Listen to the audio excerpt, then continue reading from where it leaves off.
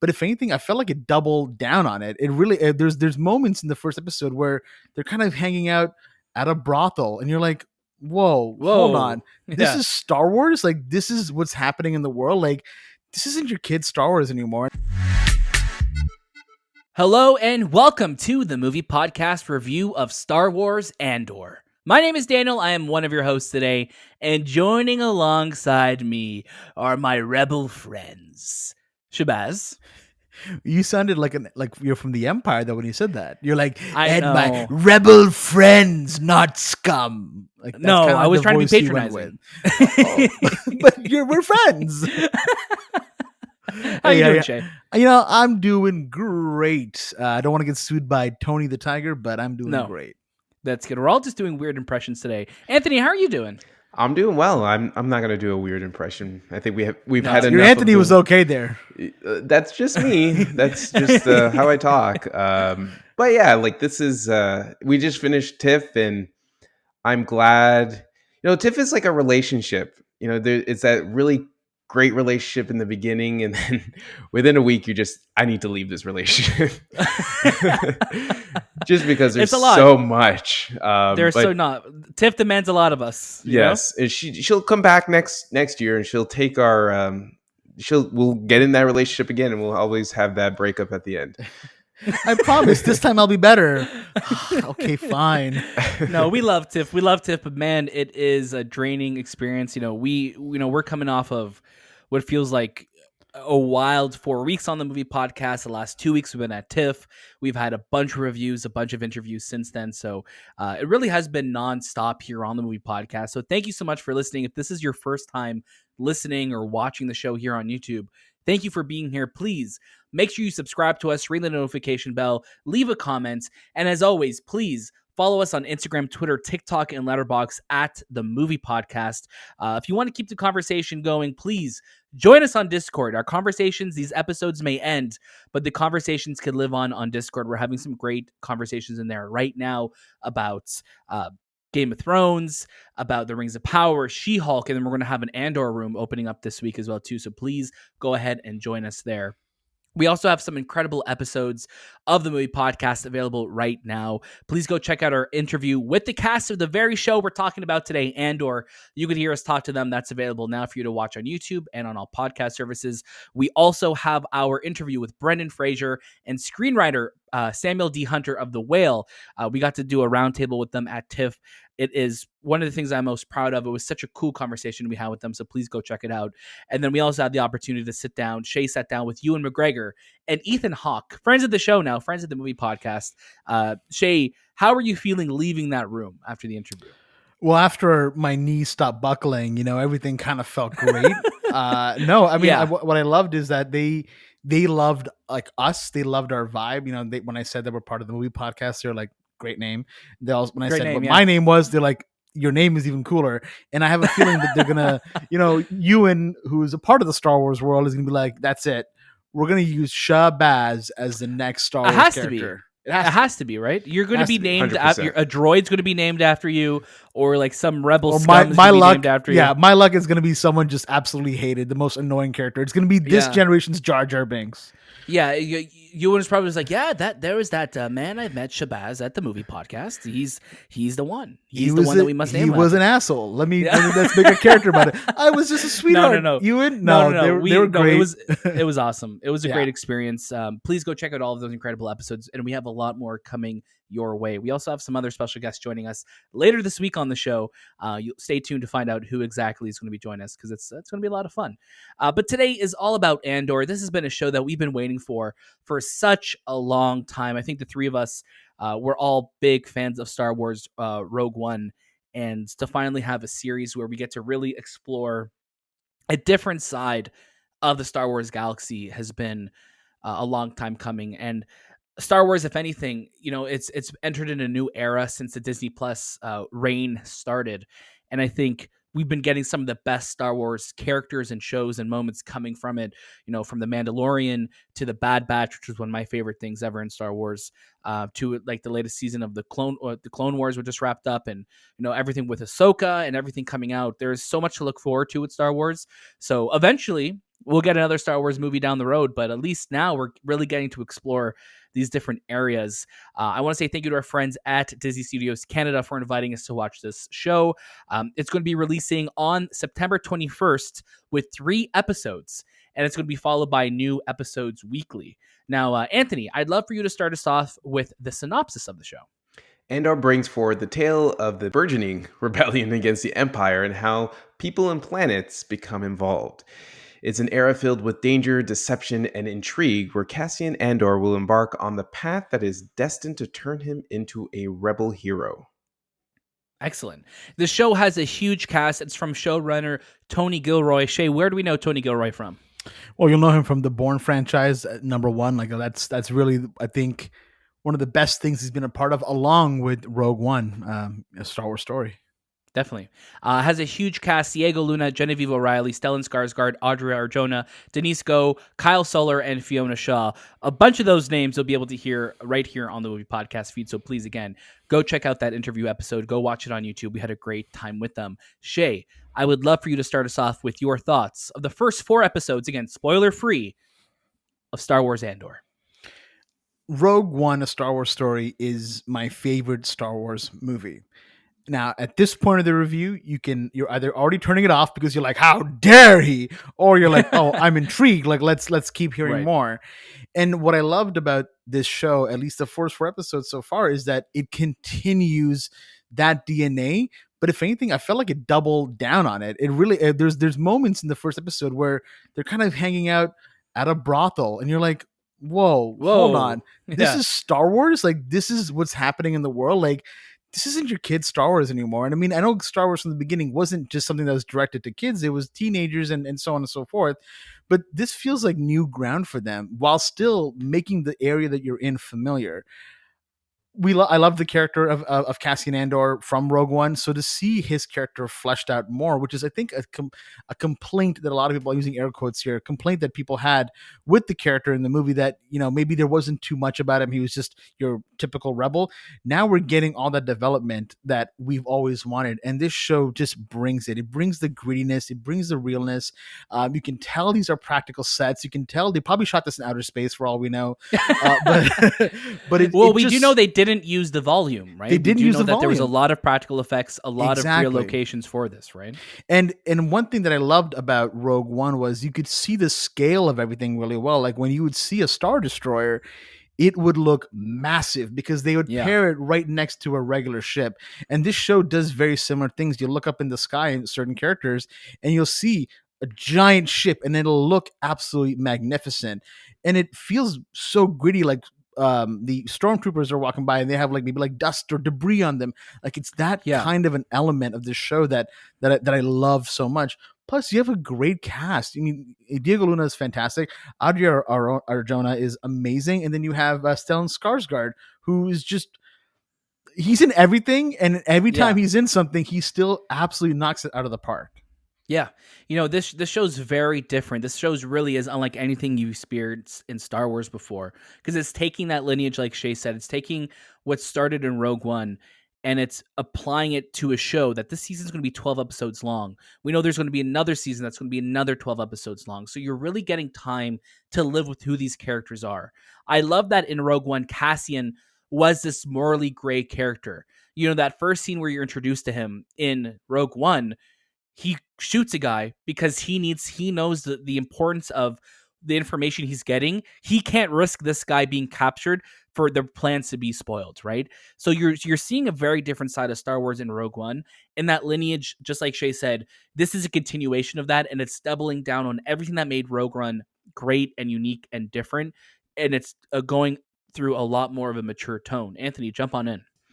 If you were to say to me that little story in the beginning of Star Wars A New Hope, which is the Death Star plans being stolen and brought back, that story was going to be probably the best Star Wars story Disney and Lucas has ever thought of, I would have laughed in your face, because Andor and Rogue One are probably the best Star Wars stories you will ever see in the Star Wars universe, just because it really drives the seriousness of the world that they're living in.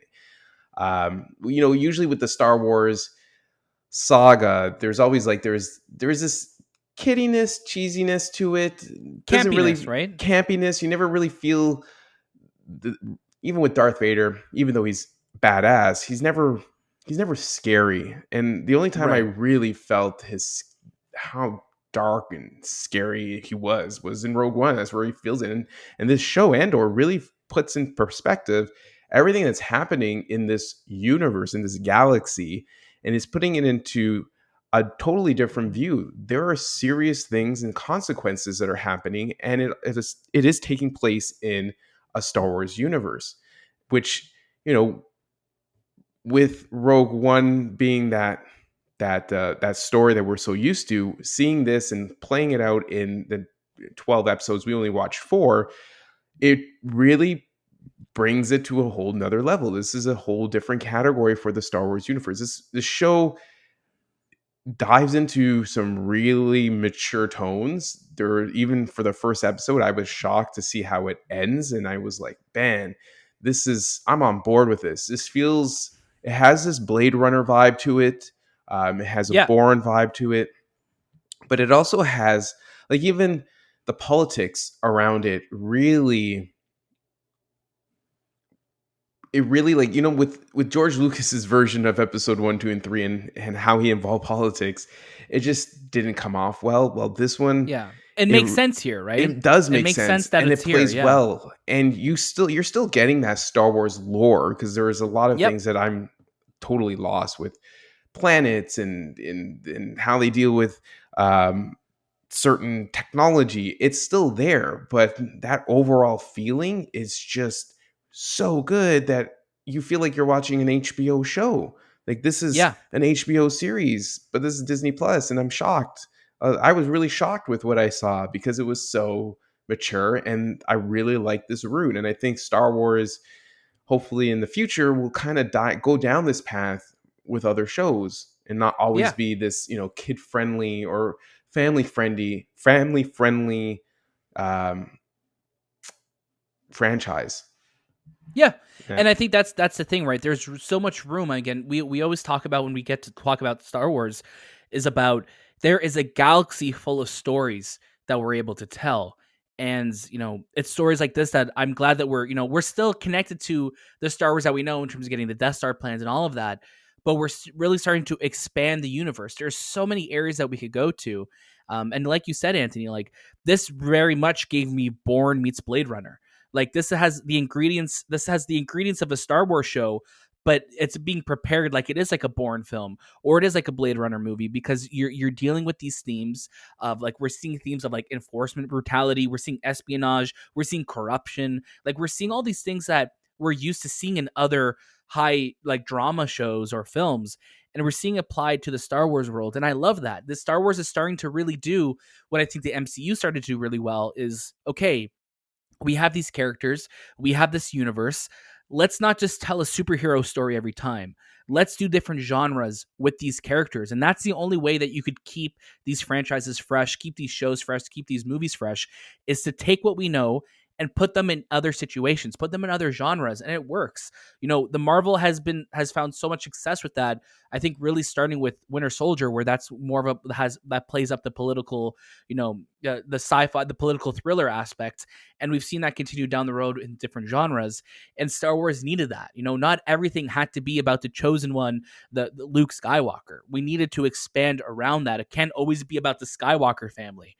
And even though we know this is going to eventually lead to them in some way, we're getting introduced to all these different characters that I love, that no one is safe in this. It's the same way when we watched Rogue One.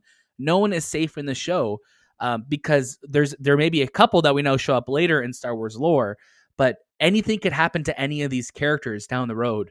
And I really like that. And I think the show, just like the end of Rogue One, spoilers if you haven't seen it, it doesn't work out for them.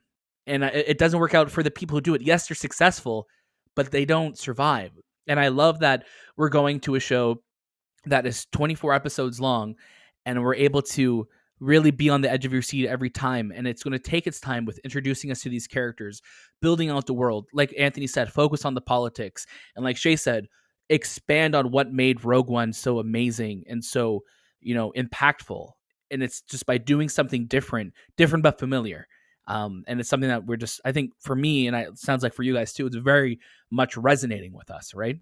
Absolutely. And I think what I love about this show so much as well is they have a plan.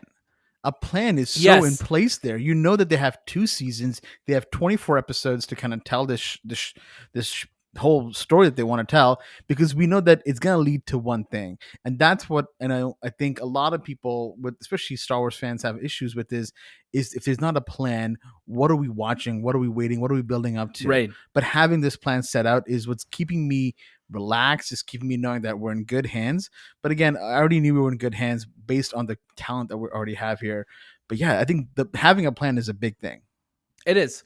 And I do want to give a shout out to the directors of this series. So there are 3 directors. Toby Haynes is responsible for episode 1, 2, 3, 8, 9, and 10. Susanna White is responsible for episodes 4, 5, and 6. And Benjamin Caron is responsible for episodes 7, 11, and 12.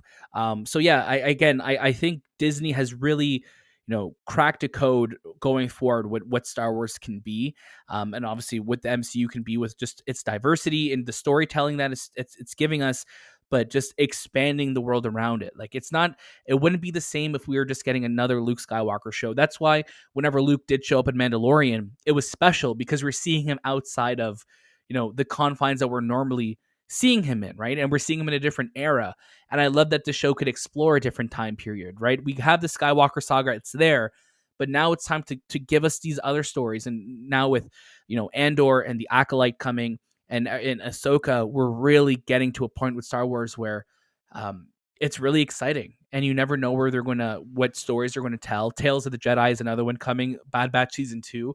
There's lots to look forward to as a Star Wars fan right now, where for a couple of years, it was just The Mandalorian. And we were just, and as fun as that show is, and as great as that show is, that's all we kind of had. We didn't really know the larger scale of what's coming. And now that we do, it's really exciting. And this show is really, really good. And I just can't wait to see where it goes from here. One thing that I want to give kudos to is that the practicality and the location scouting for this show, just, I know how the vault can be really cool to shoot in and to create these environments, but nothing beats real world stuff. Nothing like to see these characters and they're climbing mountains and they're in the dirt, and just it just feels grander that way. It does, yeah. And this is probably the first Disney Plus and even Disney Star Wars story where I really felt like, man, the budget was really high on this because the locations are fantastic. We get to see Coruscant again, which is great. Yeah, I love it. We haven't really seen it or kind of been in it since Revenge of the Sith. And to really have a story take place in Coruscant, I always look forward to it, because now with seeing that we're going to use some really good CG to create these huge skyscrapers and all that stuff, it just works well. I think this is probably my favorite Disney Plus series of all the series. That's awesome. It's just so good, and I feel like I wish. I feel like it way me mine too. Yeah. Yeah, I just hope that they even it just gave me vibes of the first episode as well. I'm sorry, episode 4, because it has like this old feeling to it, especially with the technology they use.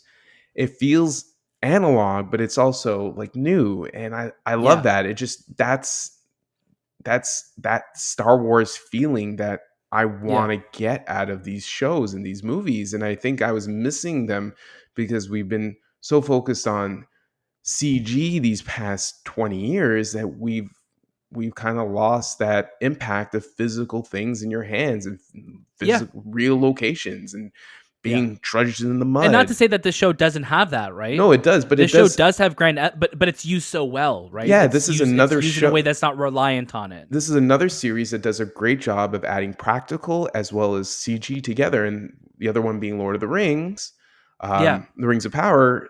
Those two mediums are they're doing a really good job of creating both, and I think that's where, for me as a creative and storyteller and someone who gets encapsulated in these shows, I love that, because it feels like, you know what, that studio really cares about the story and they're really going to put the money towards it to make this a fantastic series. So Yeah, I just hope definitely. they do this for all the other stuff. Yeah, me too. And I think we have lots to look forward to now with this season. We know it's going to be 24 episodes total, season 1 and 2 together.